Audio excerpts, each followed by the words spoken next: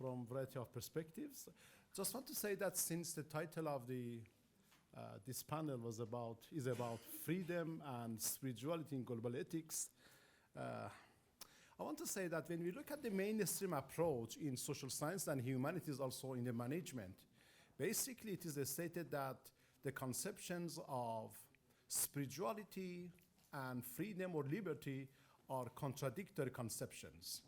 It seems that these two conceptions from the perspective of the mainstream lenses are intrinsically contradictory. The question that I want to raise for discussion, or two questions that I want to raise, are first to ask, according to you, each of you, I would like to, maybe can start from you, and we go, or any of you that you like.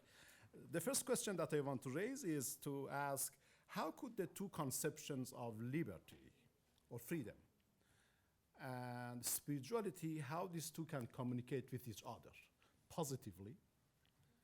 And second, given the current condition in the world of agony, how do you think that the communication between these two conceptions can impact our life world positively? How a kind of communication between the two conceptions of liberty and mysticism or spirituality, how these two can provide certain kind of solutions or alternatives for today's issues such as terrorism, etc., etc. Difficult. Also making a remark on Ashish's presentation. I would first of all like to equate freedom and soul. Freedom and soul, to me they are the same.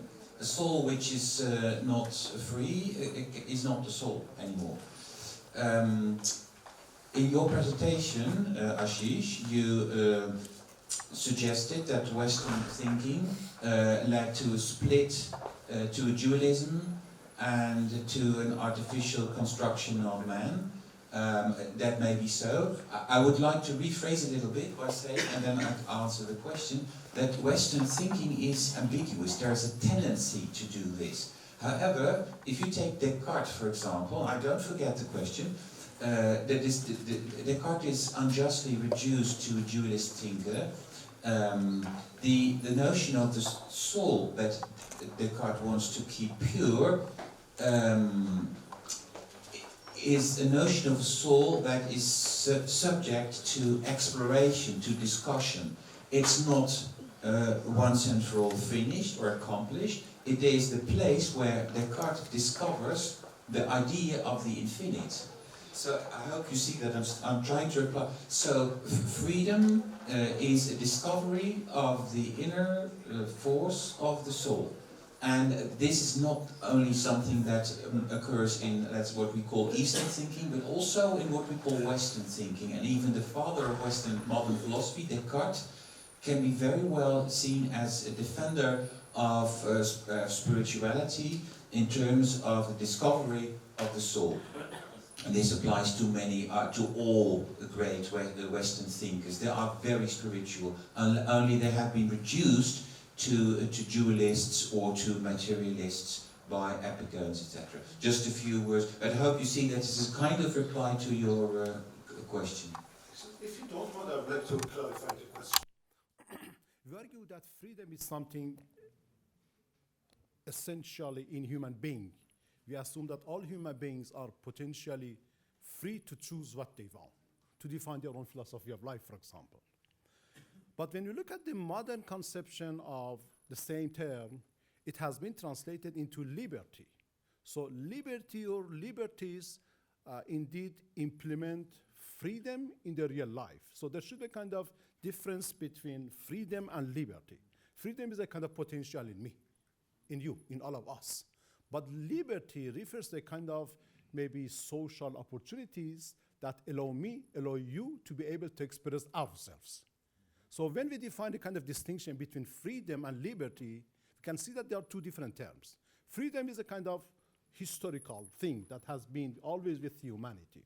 Basically, spiritualists are interested to favor freedom, freedom, freedom. But when we step into the field of liberty, as we enjoy it in today's life, that is kind of absolutely modern term that came to birth at the dawn of the modern condition almost from 400 years ago. So liberty is a modern term with its own restrictions and social connotation, etc. So the question is how liberty as a modern thing that refers to social, for example, privileges, how liberty can come into a kind of communication with spirituality and mysticism. So because there's a gap between modern and pre-modern, because of two different applications. So how these two can come together, somehow collaborate with each other, and how this possible collaboration could impact our life positively. Yes, so you would say that liberty is something secondary in respect to this. Liberty actualizes freedom. Because freedom Yes. is there, but I cannot enjoy it. The enjoyment of freedom depends on the usage of freedom. So liberty has also to do with law, just Kind of, yes. Law. giving Yes. rights to Very good, very good. a human person. Yes, very good to say. In the social context. Yeah. Yes, I would say that this is, well, indeed something secondary, because liberty rights given to a person is actually something strange. Freedom belongs to a person itself, and well, he's not dependent in this respect on the states that give laws to him or her. But having said that, I would say that it's very important for states, for laws to respect the freedom of the human person. And this is, well, almost, yeah, this brings us into contact with mysticism, of course. How do you do that? How do you do that? What is a human person? He is an individual, wholly other. How can you respect the freedom of a human person? Rationality seems to be inappropriate to do that. You have to be in contact with someone as a human person to be able to respect the freedom that belongs to him. And this is where mysticism comes up and spirituality becomes very important. You have to be able to encounter the other, to meet him.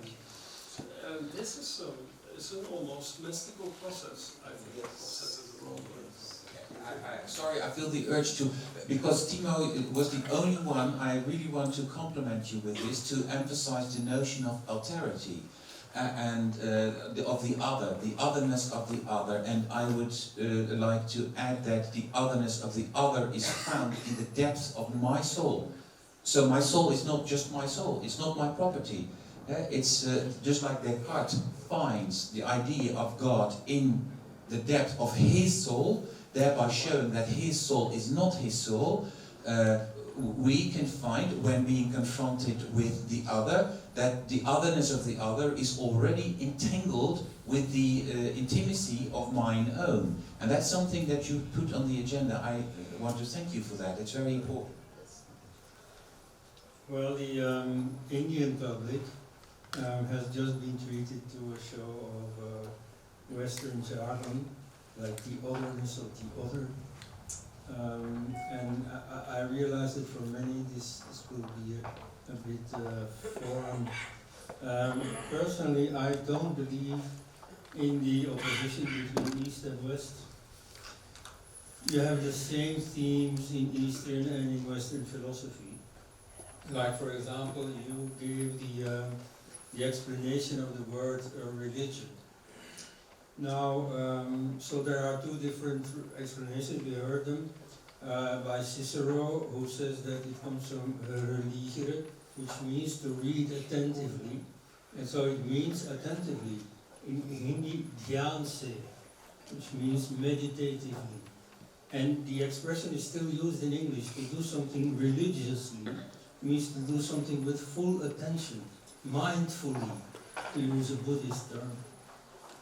And Lactantius, a Christian church father, says no, it comes from religare, which means to unite, to reunite, namely with God. Now you see, in India you have precisely the same debate. You have, first Vedic polytheism, then you get more abstract philosophies like Sankhya, which is an atheist philosophy, and then you get a theist system like with Ramanuja. And so, all this exists in the West also. Like Sankhya more or less corresponds to Stoic philosophy among the Greeks, and so on. So you see this distinction between West and East, we have to overcome that, and perhaps learning a little bit of jargon from each other may help in bridging this gap. But you see, this gap is not fundamental. The same thing with the difference between post-enlightenment and pre-enlightenment, that is also much overdone. And I will stop with one example. Several people here have mentioned Descartes, who says, I think, therefore I exist. That means, you see, whatever else you may doubt, the fact that you are doubting means that you are thinking, means that there is something that is thinking, okay? Now, very similar is Shankaracharya, about 800 years earlier, very much pre-modern, who argued against Buddhism, in fact, that the idea that there is no self, that this cannot be true, because there is a self, because, he says, nobody ever says, I don't exist. Everybody assumes the fact that whatever I want to say or do, that in itself proves I exist. That's exactly what Descartes said 800 years later.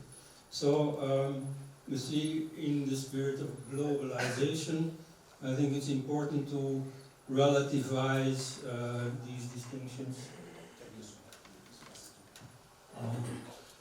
So the way I see it is there are sort of two topics hovering right now. One is the trigger that I possibly generated, and the other is the question that Dr.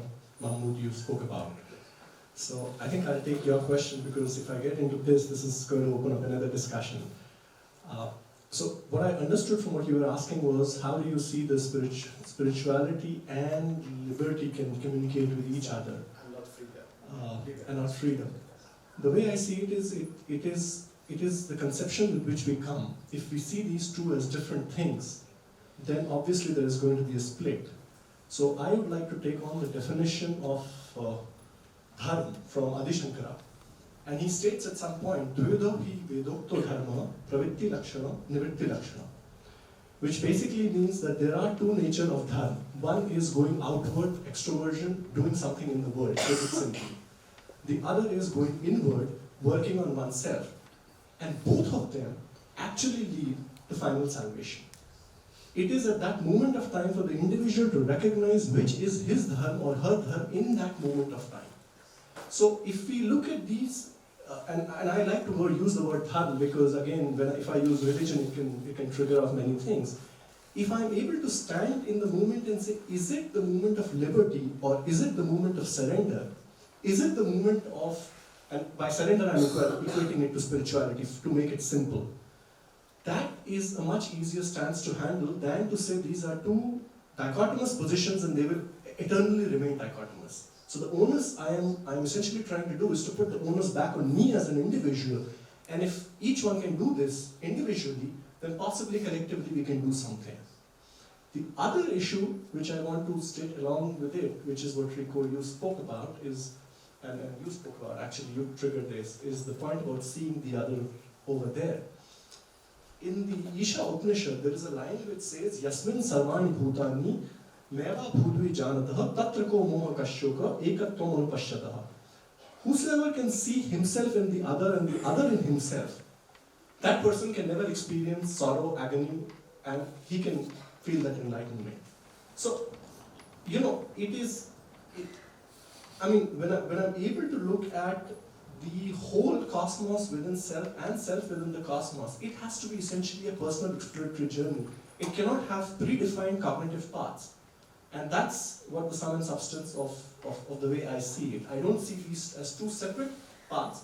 It is just that where do I stand in that moment of time that determines the outlook that I take. And therefore, the the feedback I get from the world. Let's put it this way. Yes. Thank you. Yes, thank you so much. Our time is over. I don't know. I'll ask Some questions one question from audience? from the audience. If anybody, yes. Timo, you have very deep engagement with eschatological ethics.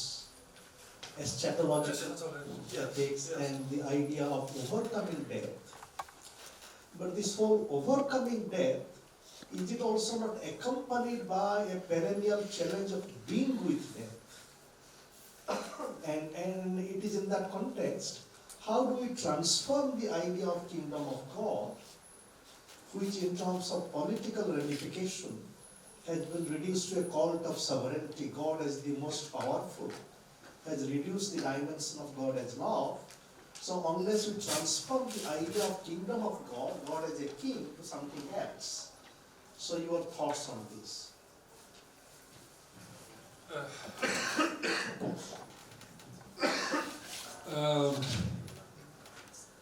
The second part of your question, I'm not sure if I completely understood it, but let me begin with the first part. Well, rationality tells us that we all have to die, and that death is the end. And as I tried to explain it, this leads to an ethics of, well, trying to survive as long as possible, to keeping off death, to keeping death outside of the door. And death becomes an enemy instead of an eternalizer, something through which we become all in all. We assemble, religare. So that is my answer. Death becomes a friend once we believe in eternity in the right way, as an all-inclusive residential hotel almost. Well, the alternative is also clear that fear of death,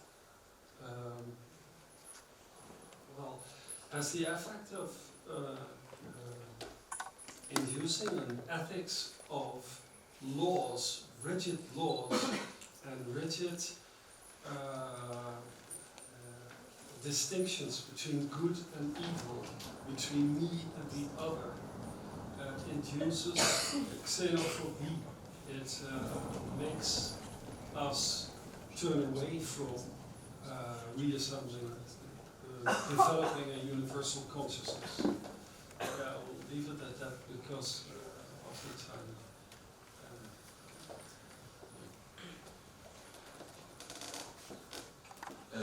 I feel invited to make one short comment, and still drawing upon the ultimately non-existent distinction between East and West. So I fully understand your point, but there is a reality of what we call Western thinking. That may be superficial, but we have university, academic system, a kind of rationality which governs international context, the UN, etc. I've been thinking about that. I think one of the reasons for the outcome of the European philosophy in terms of Western thinking is anxiety. I agree with you, Ashish, that one of the experiences that we find when we go inside is anxiety. And anxiety may lead the person experiencing anxiety to suppress it and to fix or to consolidate. I think that risk is present everywhere for each experience that we make with thinking. And that will ultimately lead to fixation of the potencies of the human mind, and under certain societal conditions may lead to an exteriorization of that anxiety and the creation of a technological society which happens to be born in Europe. So I think it's a translation of anxiety in a way. Well, here perhaps we have a contrast between East and West. Although you see the belief in reincarnation is not in fact typically Eastern, it existed among the ancient Celts and so on. Anyway, I won't go into that. But there is a contrast between the belief in reincarnation and the belief that death is the end, or the beginning of an afterlife, but at any rate, that death is the problem. That death, generates anxiety, for example. Whereas in Buddhism, for instance, and in the crypto-Buddhism that much Hinduism essentially is, you have the idea that, well, death is not the problem at all. On the contrary, it's the fact that we never disappear, that we keep on carrying on this cycle of reincarnation. That is the problem. That is what we have to solve. Meditate in order to stop the cycle of reincarnation. So that has a lot of ramifications, like in the ethical plane also. What do you have to do? Like, for instance, should you be prepared to do something that causes your own death? Or is your life too precious since it is unique? There's only one of it. Or on the contrary, should you see your own duties, your own attachments and so on in a longer perspective? So that creates a different kind of behavior. But that is one of the fundamental questions. Therefore, you see, the research in is there reincarnation or not is very important, very consequential. I'm tempted to just share one thing. I can see that there is a dichotomy in a sense between East and West, and I also appreciate what you spoke, Rico, and about that possibly there is not in that sense. Let me clarify. When I say that there is this dichotomy, it exists at two levels. One is that, yes, there are different philosophical traditions in different places. But we also have to recognize that in a political space, in a political field, one gets amplified and magnified, and that gets acted out in the environment. And that has consequences, because if we simply say that there are no differences and that traditions have existed on either side, we are actually in effect also saying that the colonization probably did not happen, that the other aspects did not happen. So, what I'm trying to highlight is that in a political space, when things get captured and magnified, not all traditions are perpetuated or percolated together. And we have to recognize that reality also. So the reality of consensus, which people experience, and the reality of essence, which may be there in different traditions, both exist. And we have to sort of respect people for both of those. That's what I was trying to highlight. By no ways I was saying that it doesn't exist at all. What is the impact to the world?